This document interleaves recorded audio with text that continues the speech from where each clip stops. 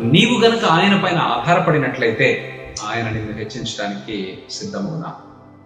అన్ని సమయాలలో, అన్ని పరిస్థితుల్లో నీకున్నటువంటి కష్టములను, శ్రమలను, శోధనలను, రోగములను నువ్వు ఆయన పైన ఆధారపడవలసినటువంటి అవసరతను కలిగి ఉన్నావు.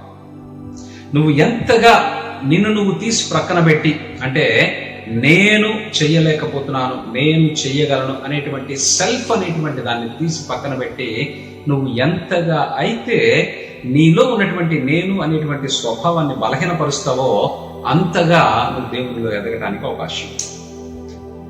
నేను అనేటువంటి నీ స్వభావం ఏదైతే ఉందో, నీ సామర్థ్యం ఏదైతే ఉందో, నీ తెలివితేటలు ఏవైతే ఉన్నాయో, ఇవి ఎంత బలంగా ఉంటాయో నువ్వు క్రీస్తులో అంత బలహీనంగా ఉంటావు. అంటే విశ్వాసములో నువ్వు అంత బలహీనంగా ఉంటావు. నువ్వు బలహీనంగా ఉన్నావా, బలంగా ఉన్నావా పరిశీలించుకోమని పౌలు గారు మాట్లాడుతున్నాడు.